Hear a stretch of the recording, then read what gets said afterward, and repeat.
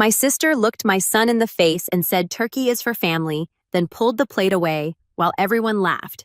So we left and I let her learn what family support really cost when I stopped covering the mortgage. By the time my sister leaned over my 10-year-old and called him sweetheart, my fork was already shaking over my plate.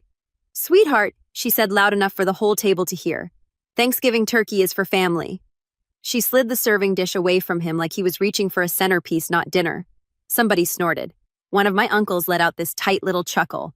The kind people do when they know they shouldn't laugh, but they also don't want to be the only one not laughing. My mom stared down at her wine glass. My dad kept carving, pretending he didn't hear. My son Luke froze. His hand hovered in the air, fingers still curled around the empty plate he'd been holding toward my sister. His ears went pink first, then his eyes dropped to the tablecloth, to the pattern of little orange leaves my mom only used on nice holidays. He didn't argue. He didn't say, "I'm family." He just slowly pulled his plate back, stared at the one dry scoop of mashed potatoes on it, and swallowed hard. I felt it. That hot rush behind my eyes, the way my chest got tight like someone had wrapped a strap around my ribs and started tightening. My first instinct was to stand up and flip the table, throw the turkey at the wall, scream until every single person at that table had to look at themselves. Instead, I sat very still. My sister Caroline laughed and nudged the pan of turkey closer to her own kids. "You can have more potatoes," Luke, she added like she was being generous. "You already had pizza at your dad's this week, right? You're not missing out." Luke nodded quickly. "Yeah, it's okay." His voice came out small. "Too small for 10. I looked around the table, waiting for anyone to say something. My mom cleared her throat. Caroline cut her off with a bright, brittle smile. "Relax, Mom. It's just a joke. He knows we love him." That word joke did the weird thing it always does in my family, where it takes something mean and tries to spray perfume on it. People shifted in their chairs. Someone clinked to glass. The conversation lurched back into motion like nothing had happened. Except it had. Luke stared down at his plate like if he looked up and met my eyes, I'd make it real by saying something. I pushed my chair back. The sound scraped loud against the tile. "Hey, buddy," I said, standing, my voice calmer than I felt. "Grab your hoodie." He blinked fast. "We're going." "Yeah." I reached for his hand. My palm was sweating. "Let's go." No one said a word at first. Then my dad finally looked up from the turkey knife hovering. "Sam, come on. We just sat down." I didn't look at him. "Luke," I repeated. "Hoodie." My sister laughed. That sharp little sound I know from years of being the butt of it. "You're really leaving over turkey?" I squeezed Luke's hand. "We're leaving because I don't let anyone talk to my son like that." Luke's chair scraped as he stood. He didn't look at anyone. He just kept his eyes on our joined hands like that was the only solid thing in the room. I walked him out past the buffet, past the framed family photos on the wall, where he only appeared in one half cut off on the edge. The smell of roasted turkey and cinnamon candles followed us down the hall. No one tried to stop us. I opened the front door, the cold November air hitting my face like a slap I actually needed, and stepped onto the porch with my son. Behind us. The laughter started up again. "I'm Samuel 37, live in Dallas, Texas. I'm a performance marketer target if you want the weird job title I use on LinkedIn. I build ads on Meta and Google optimize funnels, stare at dashboards until numbers start to feel like people. I'm also a single dad. Luke's 10. He likes space documentaries, Minecraft, and dipping chicken nuggets in a honey instead of sauce because it feels fancy. Most weeks. It's just the two of us in a 2-bedroom townhouse with creaky stairs and terrible parking, but good light in his room for homework and Lego. His mom, my ex, moved to Denver 2 years ago. They do long weekends and summers together. It's not perfect, but it's peaceful, and peace is something I learned not to take for granted. My family, on the other hand, is not peaceful. Caroline is my older sister by 3 years, married. 3 kids, lives in the same suburb as our parents. She quit her job when her eldest was born and never went back. Her husband, Todd, works construction when there's work, which apparently is less and less often if you ask them. I make good money, made 6 figures last year thanks to one e-commerce client blowing up on TikTok and a couple of retainers I've had since before the pandemic.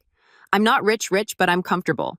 I max my 401k, have a brokerage account, and yeah, sometimes I splurge on things like first class when I have Luke with me because his legs finally got long enough that coach feels cramped for him. In my family, that made me the default problem solver.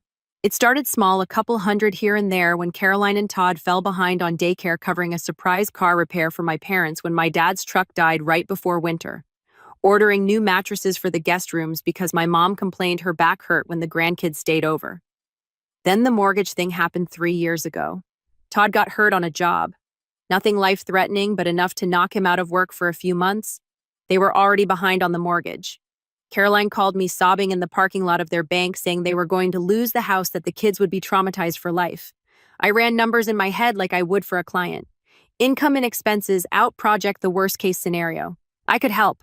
It would be tight for a while, but I'd manage. Set up a bill pay from my account.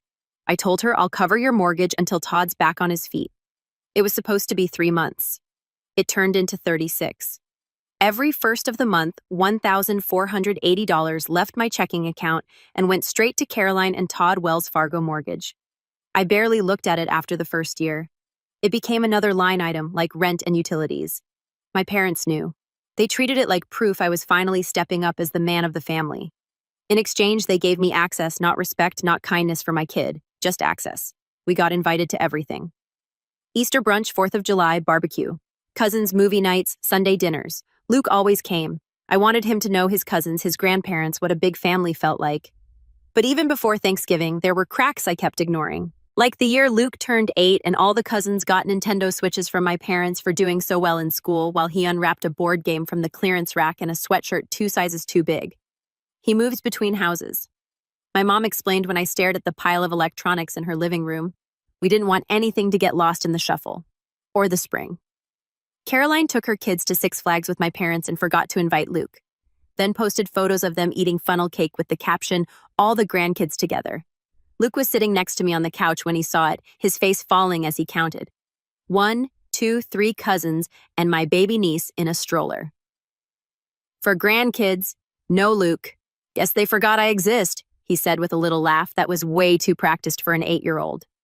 I told myself they were just thoughtless, not cruel, that they didn't mean it the way it looked, that if I kept showing up, kept helping, they'd see Luke as fully theirs. I should have known better. We drove home from Thanksgiving in almost complete silence. Luke sat in the back seatbelt, cutting diagonally across his hoodie, hands tucked in the front pocket. It was 7:30 p.m. dark, the kind of dark where the streetlights make halos on wet pavement. He watched the cars go by like he was counting something only he could see.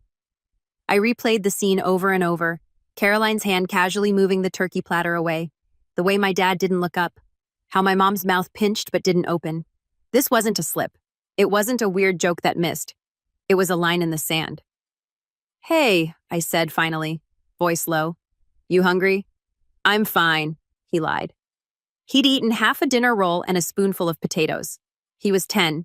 He should have been stuffed and sleepy, not hollow and quiet. "We'll grab something on the way," I said. "What do you want?" He shrugged. "Doesn't matter." I pulled into the drive-thru of the first place we passed and ordered him a giant chicken tenders meal with extra fries.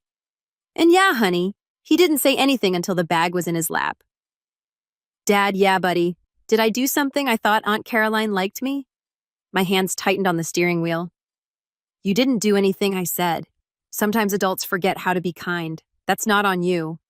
He was quiet for a second, the crinkle of the paper bag the only sound. Her kids are more family than me, right? It landed heavier than anything my sister had said because it wasn't the first time he'd had to do that math. Gifts, photos, trips. He'd been reading the data for years. In my work, we talk about conversion signals, little actions that add up to a decision. Clicks, views, scrolls. Looking back, my family had been sending me signals for a long time. The year my parents forgot Luke's birthday, but remembered to remind me that property taxes were due. The way Caroline always introduced him to new people as Sam's boy, but her own kids as Mom's pride and joy. The time my dad joked, "At least your kids have some stable parent." Right in front of Luke after my ex moved. Little cuts. Easy to dismiss one by one. Easy to excuse when there's money flowing in the other direction, and years of history tying you to people who think paying their bills is the same thing as loving them. 3 months before this Thanksgiving, Caroline had called me about the mortgage. "We're thinking of redoing the kitchen," she said, like she was ordering coffee. "Since you're already helping with the house, the bank said we could probably refinance if you just co-sign." "No," I said, without even checking my calendar. It surprised both of us. I rarely told her no. She laughed, unsure. "No as in not right now, or no as in I already send you nearly $1,500 every month. I'm not tying my credit to your granite countertops." She went cold so fast I could hear it over the phone. "Wow. Okay, you don't have to be rude." After that, the little jabs got sharper. "Some people think they're better than the rest of us just because they work on a laptop." She said one Sunday when I showed up in jeans instead of real pants. Or when Luke answered a question about school, she rolled her eyes and muttered, "He talks like a little adult." Guess that happens when your dad has no social life. I let it roll off. That's what I told myself anyway. But the turkey, the deliberate for family line, that wasn't a jab. That was a hit. She'd made a move in front of her kids, my parents, our extended family. She wanted everyone to see the hierarchy. Her kids were the Ray All Jones grandchildren. Luke was the outsider, the guest, the temporary, and they laughed. That was the part that kept me up that night. After Luke fell asleep, finally full and exhausted in his bed, I sat on the couch with my laptop open, a half-finished Black Friday campaign, pulled up on one side of the screen and my bank on the other. Columns of numbers blinked back at me.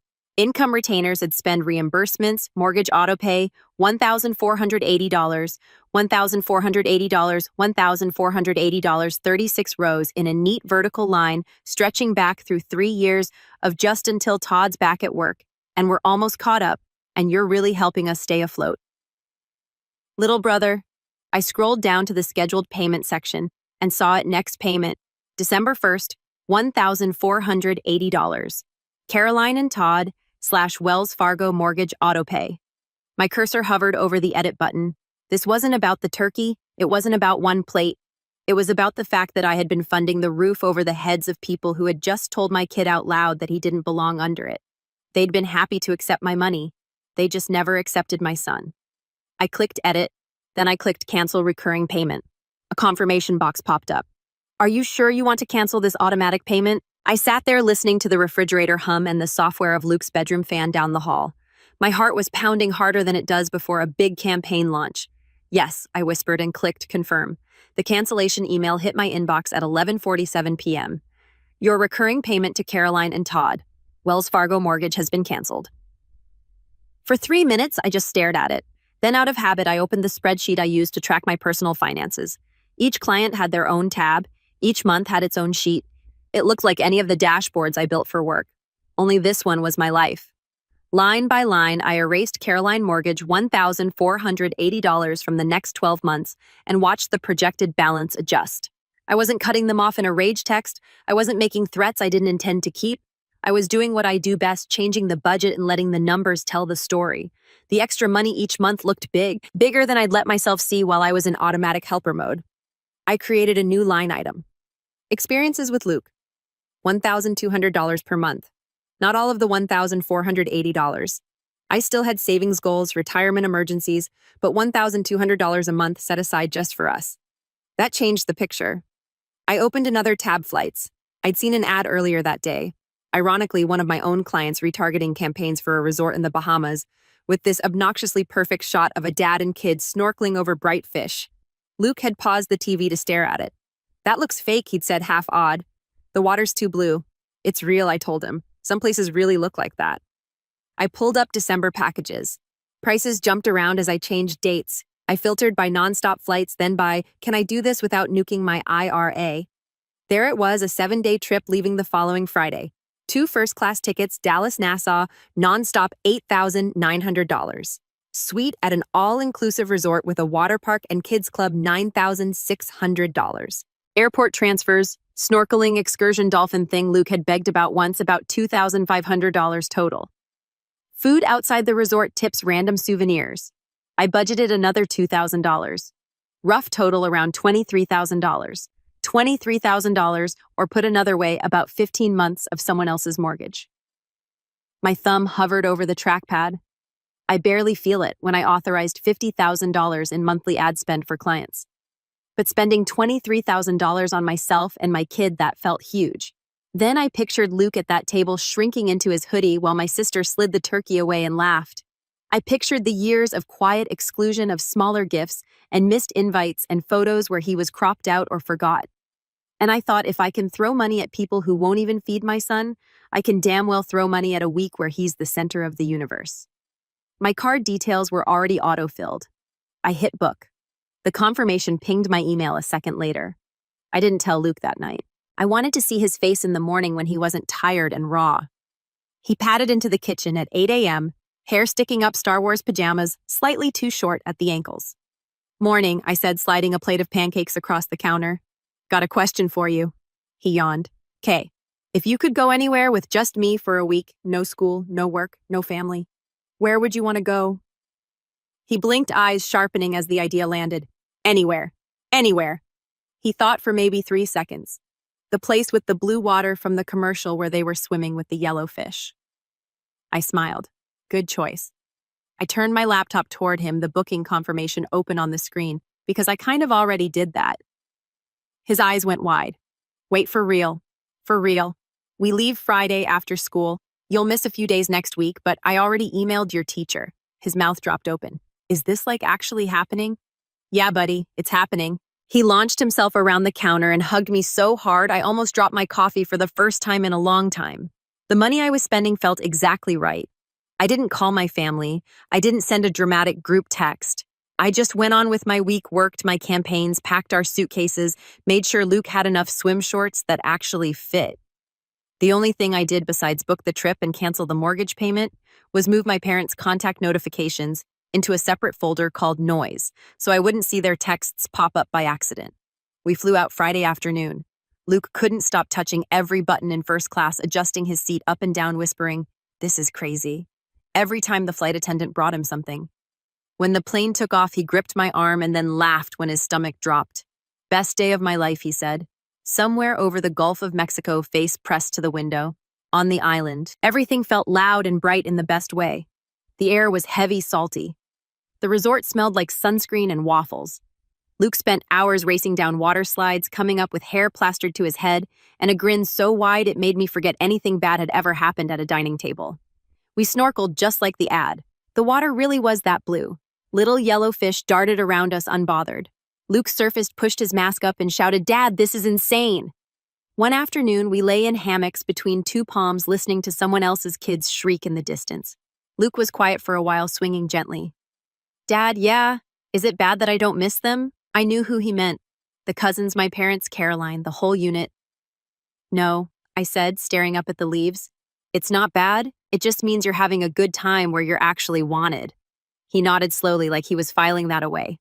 We got home the following Saturday, sunburned and tired in that clean, satisfied way. I posted the photos on Sunday, not even out of spite at first, just proud. A shot of Luke in his snorkel gear. Thumbs up. A picture of our messy room with room service trays and wet towels. The wing of the plane from our first-class seats with Luke's hand in the frame pressing the recline button. Caption, "Thankful looked a little different this year." The call came 12 minutes later. "Caroline." I let it ring once, twice, then I answered. "What the hell?" "Sam?" She snapped. "No. Hello? No. How is your trip? How can you afford that first class? A whole week in the Bahamas." "What, you win the lottery?" I leaned against my kitchen counter, still barefoot, faint sand grid under my heels. "Hi, Caroline." I said, "Nice to hear your voice." "I'm serious," she said. "Todd just saw your post and now he's freaking out. Are you hiding money from us?" "Where is this coming from? We barely got the mortgage paid this month." There it was, the expectation baked into every word. "Your money is our business." "It's not complicated," I said. I paused, "Paying your mortgage." Silence. Like actual, literal silence. I could hear the faint TV in her background and the click of my own refrigerator turning on, but nothing from her. "You, what?" "I canceled the bill pay. I said last week. That money is going toward my son now. You know, the one you refused to serve turkey to." Her breath came out sharp. "You can't just stop, Sam. We built our budget around. That's not my problem." "Are you kidding me?" Her voice went high and thin. "We'll lose the house. The kids will what I cut in." My voice still calm. "Have to live in a place their parents can actually afford. I've been carrying your mortgage for 3 years, Caroline, and in all that time you never once looked at Luke like he belonged." "That is not true," she snapped. "I love Luke. You're being dramatic over one joke. You embarrassed the whole family walking out like that. Mom's been crying all week. Mom can cry. I said she can also cook more than potatoes if she wants my kid to eat. But I'm done paying to sit at a table where he's treated like a guest. You can't do this," she said again. But there was something else under it now. Panic. "We're already behind. If you pull out now, they'll foreclose. Think about the children." "I am." I said, "I'm thinking about mine." "Sam, I'm not your backup bank, Caroline," I said quietly. "You're off my accounts. You'll figure it out." I hung up before she could call me selfish. The fallout started before I even put my phone down. Caroline blew up my messages. I was punishing her kids financially, abusing them, and apparently my new girlfriend had poisoned me. I don't even have a girlfriend, but if I did, she'd tell me to run. Then my mom called. I let it go to voicemail. Sammy, we need to talk. Caroline is hysterical. The bank is calling. You can't just pull support like that. We're family. Family hit different now. I texted instead of calling. I won't fund a family my son isn't part of. She replied right away. I was overreacting. No one said Luke wasn't family. Caroline made a silly comment. Don't throw away years of love over turkey. I looked at Luke on the floor building a Lego ship. That beaded resort bracelet still on his wrist. It wasn't about the turkey. I wrote back. It's about 3 years of you all showing him he's second tier. No more. Then I muted the chat. My dad sent one text. Your mother is sick over this. I raised you better than to hold money over people's heads. You raised me to pay everyone's bills and take any treatment. I answered. I'm raising Luke different. He never responded. Caroline switched to guilt pictures, overdue notices, sad kids on the couch, a photo of the bank, hope you're happy. When she wrote, if we lose the house, it's on you.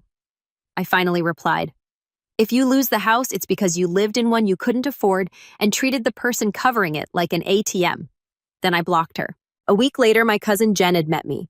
Mom was telling everyone I'd abandoned Caroline, but forgot to mention the part where Caroline told Luke he wasn't family enough for turkey.